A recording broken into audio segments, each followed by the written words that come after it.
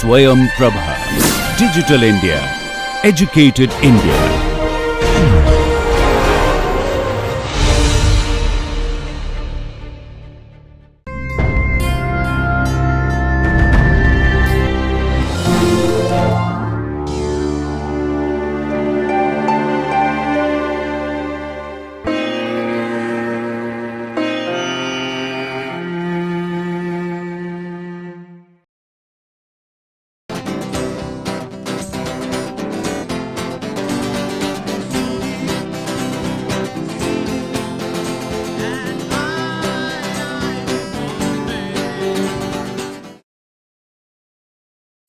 Today we are going to wrap up that discussion, and we are also going to talk about IR and Raman activity.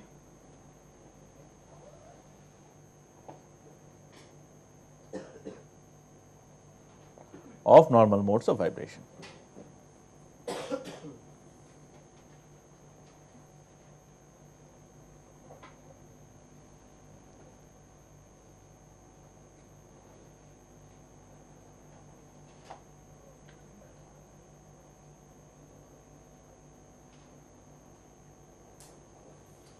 Very strange.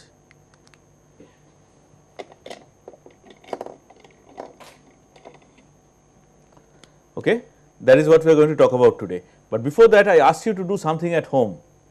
How many of us have worked it out? Okay, good boy. Fine. So, what we do today is we discuss those examples which you must have worked out last night. What you have done is you have worked out the symmetries of normal modes of vibration, and hopefully you have worked out what are the internal, what is the contribution of internal coordinates to these modes, right. So, maybe I will just clarify something that seemed to leave a doubt in your minds yesterday. What we said is that you have AG, was it AG or A1? A1, you have a stretch as well as bend, right. So, we had said that it has to be A1 plus minus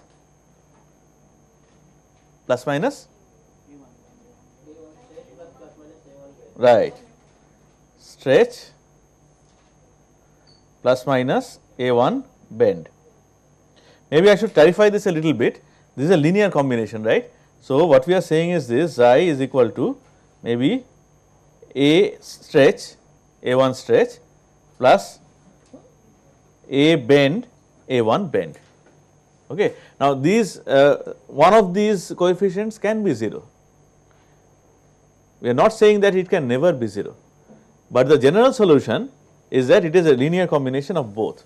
That is why we said that you expect the normal mode to be opening up while stretching, that is one, and the other is closing down while stretching.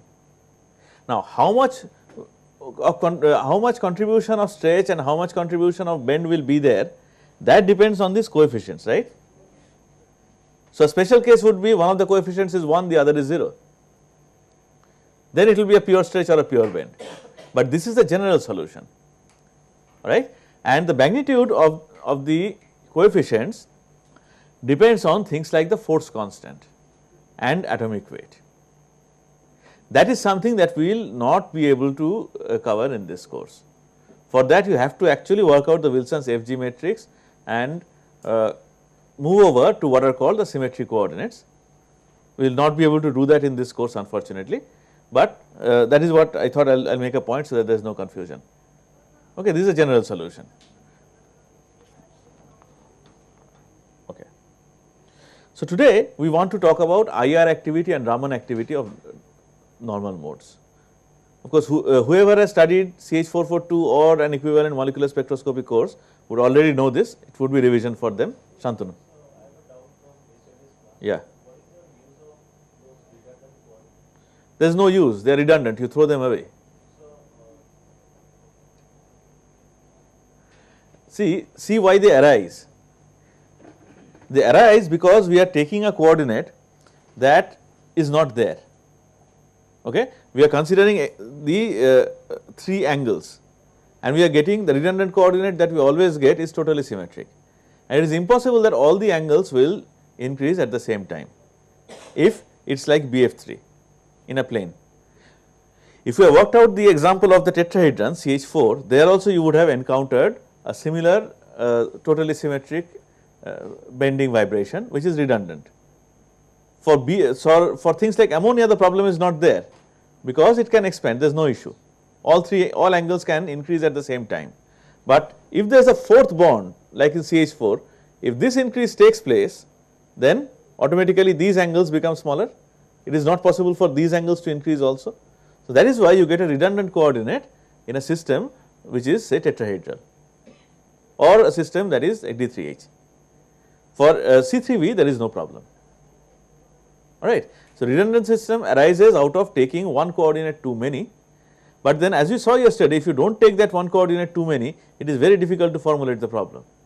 That is why we take it and then we eliminate it at an appropriate time. Okay, let us think of, let us take a character table, any character table.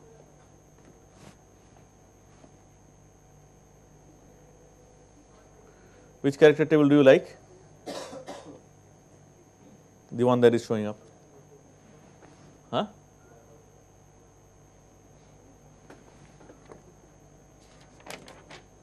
Which character table do you like? It would not matter, okay, it would not matter really. So let us say C4V. Now suppose I use XYZ as basis. Does it describe everything? It only gives you an idea of E and A1 symmetry species. So we want to study IR activity and Raman activity.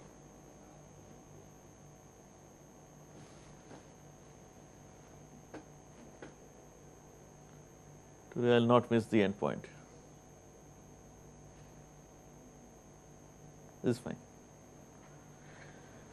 Now, what is the meaning of IR activity? What is the meaning of Raman activity? I think many of you have at least some kind of molecular spectroscopy course has been studied by everybody. So, you tell me.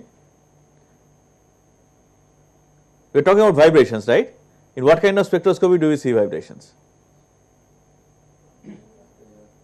Infrared spectroscopy, right? What other kind of spectroscopy can we use to see vibration? We can use what is called Raman spectroscopy.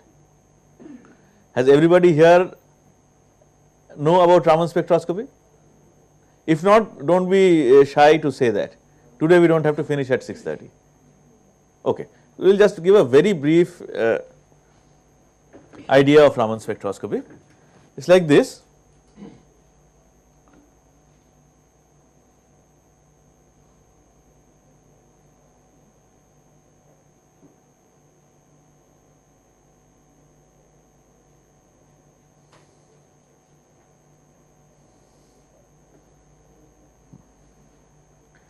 Let us say these are vibrational levels of a molecule in the ground electronic state, okay. And let us say you now hit the molecule with a laser of some particular wavelength nu, alright. Then what will happen? The molecule will want to get excited. Let us say you start from here. Of course, if these are vibrational levels, it is not very easy to start from here at room temperature, but just so that we perform a complete discussion, let us say that this is a manifold of states and I initiate an upward transition from here, okay. But let us say you know about stationary states. What are stationary states? Probability density is invariant with time, very good. Any other way of defining stationary state? Energy does not change with time, right.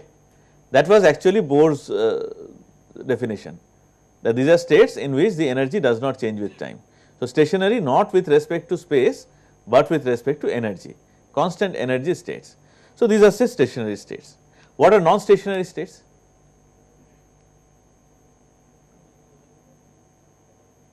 States whose energy changes with time, right. So, if the energy changes with time, the issue is that you cannot have your molecule stay in those states for too long. Okay. So, now I have let us say this is the manifold and the next higher manifold is there at 20,000 centimeter inverse, right. However, I have hit this with a laser whose energy is 15,000 centimeter inverse. What will happen? the molecule will not reach the next stationary state, but it will try, right. It will try because molecule has not studied quantum mechanics.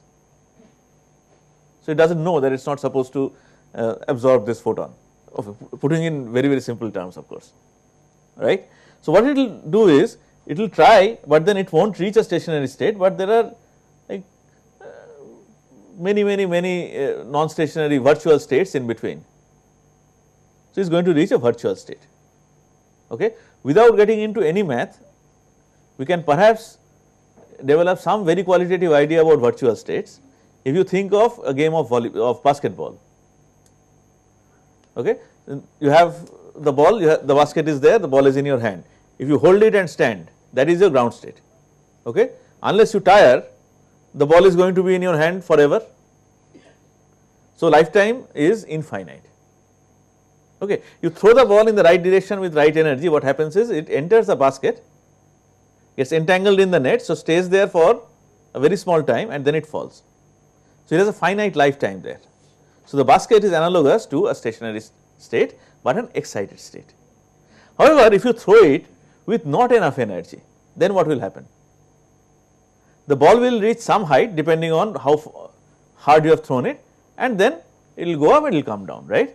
So, this maximum height that it is reaching is analogous to a virtual state, 0 lifetime, alright. And then you can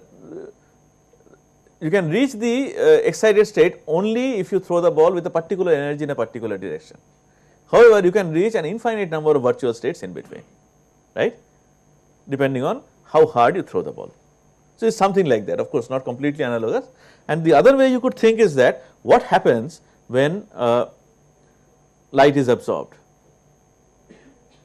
A transition takes place, right, electron goes from some molecular orbital to another molecular orbital, right. So, we can think that what happens essentially very qualitatively once again, when a photon impinges on a molecule is that the electron cloud starts getting distorted, right. Let us say this is the ground state MO and let us say this is the excited state MO. The shape is going to change from here to here upon excitation. So, it starts getting distorted, but if you have not given it enough energy, what it does is it gets distorted to the maximum extent possible and then it comes back, but it cannot go beyond, it cannot stay like this. It would have stayed like this if you had given enough energy, because that is a stationary state. You have not given enough energy, so it starts getting distorted and then it comes back also immediately, okay. That is virtual state, alright. So far so good. So, one thing that this last example brings out is the importance of polarizability, isn't it? If the electron cloud is polarizable, then you can do this very easily. If it is not so polarizable, you cannot do it very easily. So, polarizability has got to do with Raman spectroscopy, and it comes out very elegantly if you perform a classical treatment of this Raman effect problem. But that let that be the story for another day if at all. Okay. For now, I think you understand this diagram, right. It goes to a virtual state and then it comes down. Now, if I go back to the basketball analogy, just thrown it, right, it has gone up there, comes down, right, I can reach out and catch the ball a little higher, right, or I could catch it lower. Depending on whether I catch it higher or lower, what will happen is the energy that is lost by the ball will be more or less than the energy that I had provided, right. Same thing can happen here. Suppose while it comes down to this state. Then what will happen? Energy of this state, energy that is emitted of the photon is going to be less than the energy of the photon that you had provided, right. So, what kind of shift do you get? You get a red shift. So, this kind of a line is called a Stokes line. The name of the guy was Stokes, not Stoke. So, please do not write Stoke apostrophe S. Poor chap will be turning in his grave. Stokes, one word, no apostrophe, Stokes shift. Okay. What is the length of this? 5 centimeter. What is the length of this? Say 4 centimeter. Huh? So, if centimeter is just a map of energy, then 4 centimeter is lower energy than 5 centimeter. and this is even lower, no? That is also Stokes shifted. Got it? Stokes shift. But it can be the other way around as well. I can catch the ball a little lower. Here also, the way I have drawn it, you have levels that are lower in energy. So, if the system comes down to a lower level, then what will happen? The energy of the light will be greater than the energy of the light that you have provided. This you will get a blue shift, and this will be called an anti-Stokes shift. There was no such scientist named anti-Stokes. I am sure there were plenty of people who were anti this Stokes guy, but this is just Stokes shift and anti-Stokes shift. Understood? So, now if I draw, what I can do is, instead of drawing these absolute frequencies, I can draw delta nu. I can plot intensity versus delta nu. What is the meaning of delta nu? Whatever is the frequency here minus this frequency, nu minus nu 0, alright. So, let us say this is a 0 line. Will you get a line at delta nu equal to 0? Yes, the strongest line will be at delta nu equal to 0. But that is not the Raman line, it is called the Rayleigh line. This is something that is known. This was known before.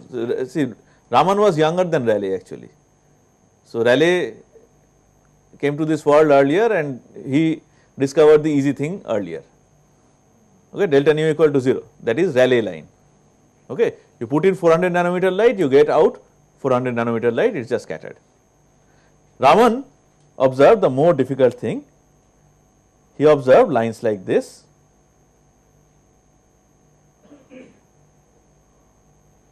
This side will be what? Stokes or anti-Stokes? Delta nu is increasing this way. So, negative here, positive here.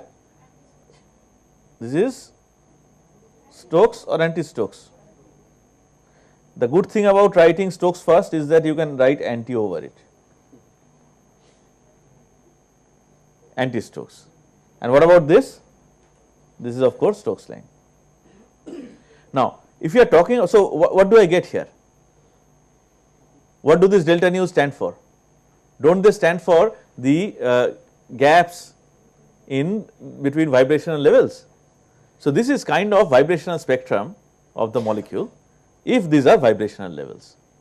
Of course, if these are vibrational levels, then it is extremely difficult to observe these anti-Stokes lines, because only the 0th level is populated. So, you can get Stokes shift, but not anti-Stokes shift so easily if you are working on simple Raman spectroscopy. Alright? Okay, question? 4th year undergraduates, question, because you have not studied this yet, I think.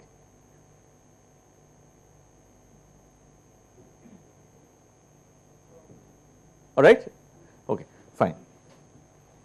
Now, not to say that anti-Stokes lines can never be observed for vibrational levels, okay. It can be observed by special techniques. There is something called CARS, where what you do is you amplify the anti-Stokes lines, the coherent anti-Stokes shift is observed there, but that is different. Okay. Stokes is very easy to observe. Now, what is the difference between IR and Raman spectroscopy? Do you see the same lines in IR and Raman? No, not always. That is what we will slowly learn today, why you do not. Now, what is important for IR spectroscopy is dipole moment. What is important for Raman spectroscopy is polarizability.